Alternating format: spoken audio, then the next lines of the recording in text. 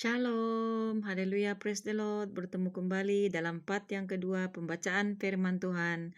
Terdapat di dalam 1 Tesalonika bab yang kelima ayat yang ke-8. Tetapi kita yang adalah orang-orang siang, baiklah kita sadar. Berbaju zirahkan iman dan kasih, dan berketopongkan pengharapan keselamatan. Haleluya, praise the Lord. Bapak Ibu yang dikasihi dalam Tuhan, saya ingin menyambung kesaksian saya dalam video yang pertama sebentar tadi ya, di mana ketika saya ditegur oleh para hamba Tuhan, malaikat-malaikat Tuhan yang bertugas di dalam dimensi roh dan kebenaran. Walaupun secara fisikal ya Bapak Ibu, saya bangun, saya berdoa pada jam 1 subuh sehingga jam 3 pagi itu.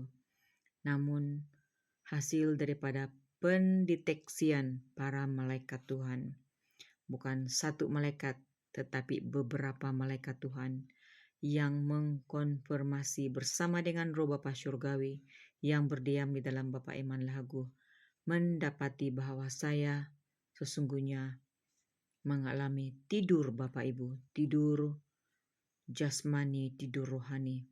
Walaupun pada hakikatnya saya secara pribadi duduk di tempat ini, di kursi ini, saya duduk, saya berdoa, saya membaca firman Tuhan, tetapi hanyalah sebatas akal logika Bapak Ibu, sebatas kedagingan, hanya memenuhi waktu yang ada. Syarat. Nah, apatah lagi ketika saya tertidur pulas Bapak Ibu.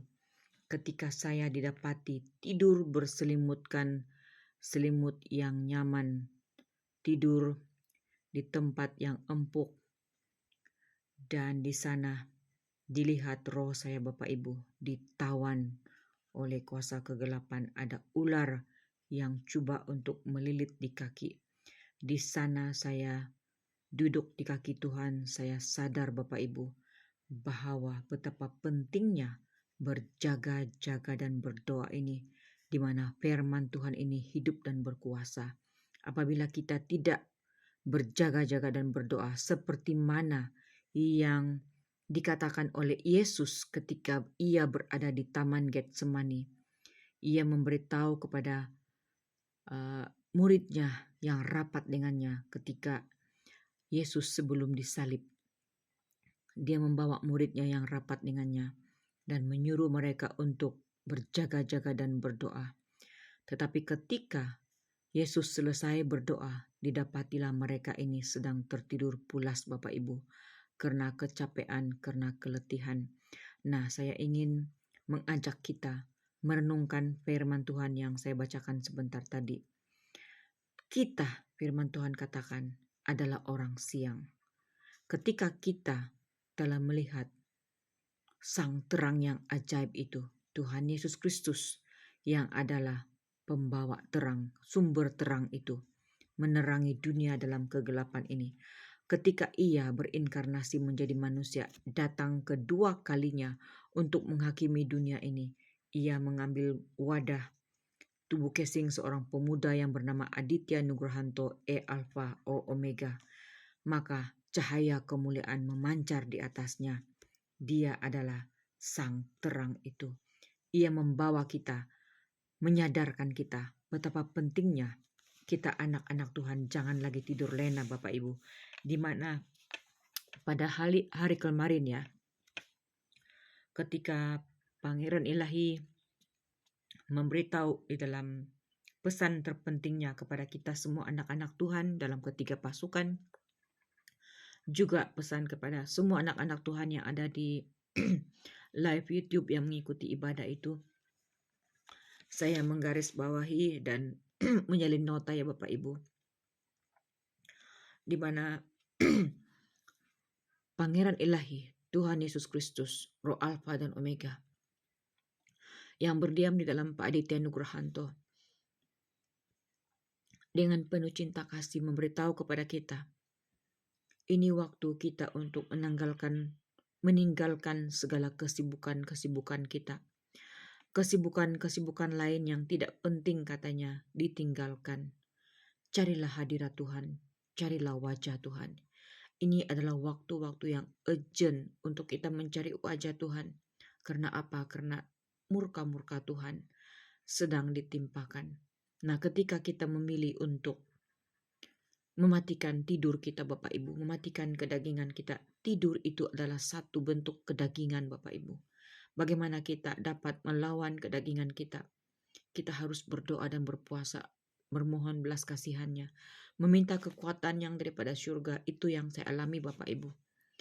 Hanya saya boleh bertahan selama 2 minggu dan saya kecapean. Tetapi ketika roh hikmatnya memimpin, menuntun, dan malaikatnya yang gagah perkasa, malaikat Riana mengatakan, lakukanlah segala pertugasan di dalam hal berdoa dan berjaga-jaga itu dengan penuh keikhlasan hati, bukan dengan paksaan. Itu yang Bapa Surgawi senantiasa pesankan, lakukanlah dengan seikhlas hati, bukan dengan paksaan. Maka saya katakan, Tuhan, saya mau mengikuti pasukan tim doa untuk berdoa dengan seikhlas hati.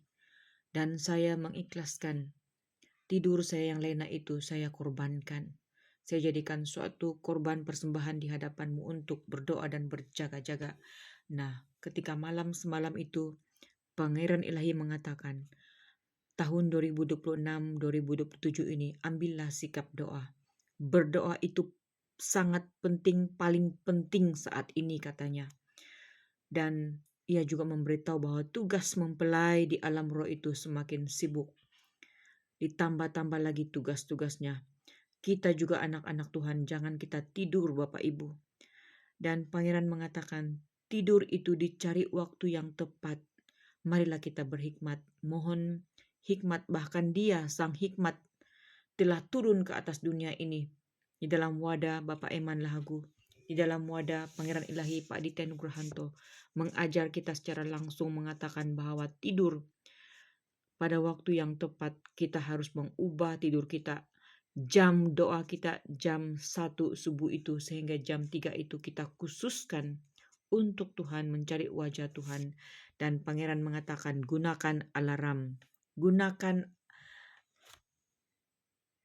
settingan masa, baik menggunakan telepon maupun jam yang pandai berbunyi, kita boleh set ya. Kita menepati jam-jam doa kita, berjaga-jaga dan berdoa bersama dengan hamba-hamba Tuhan, para malaikat Tuhan, berjaga-jaga berdoa bersama dengan ketiga pribadi yang esa ini, hamba-hamba ilahi ini, karena kita akan menyaksikan proses alam semesta ini, di mana manusia akan diproses. Apabila kita tidak mau mencari wajah Tuhan, maka manusia akan diserahkan kepada alam semesta ini, kepada unsur-unsur elemen-elemen alam, untuk membuatkan hati umat manusia remuk dan hancur untuk datang kepadanya. Marilah kita datang kepada Sang Terang yang ajaib itu. Kita mengubah masa tidur kita, mengorbankannya, supaya kita senantiasa sadar bahwa zaman ini telah berubah. Zaman ini membawa kita kepada zaman yang baru, zaman kerajaan 1000 tahun damai. Sementara dalam dunia ini berlaku zaman Antichrist, zaman Dajjal, pemerintahan kuasa si jahat itu, bahwasanya roh Abaddon Apollyon bersama dengan keempat malaikat perusak itu, pekerjaan-pekerjaan setan iblis telah nyata ke atas dunia ini. Kematian semakin banyak ke depannya.